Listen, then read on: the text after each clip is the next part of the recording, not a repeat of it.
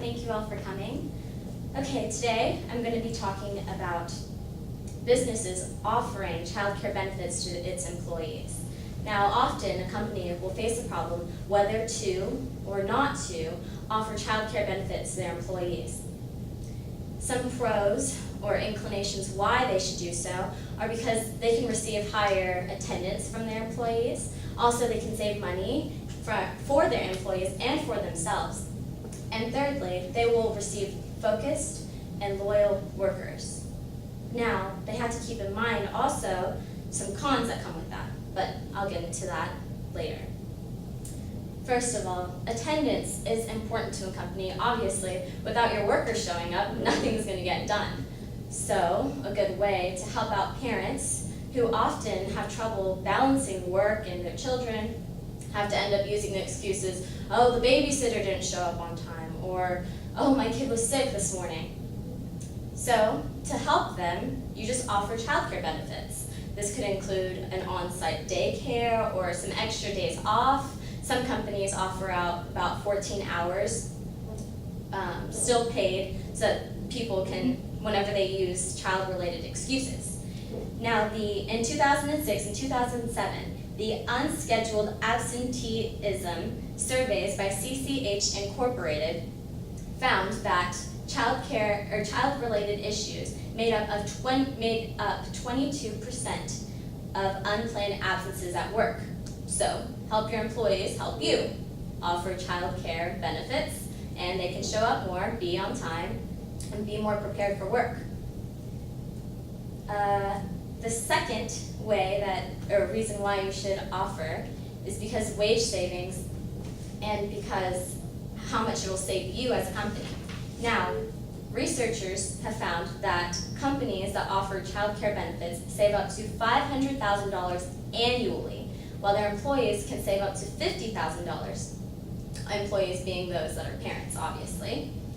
When employees are unproductive and distracted at work, maybe problems occurring from their children, being tired, finding out where to drop them off at daycare, they get pay cuts. In 2006, which was the worst year for absences at work, companies found that they had basically gotten up to $850,000 worth in pay cuts from their employees.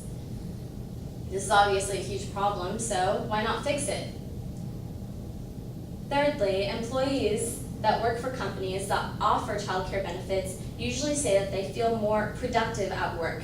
They're able to focus more, be more attentive, get more done, and they're more likely to stay loyal to the company and not quit and go find some other job.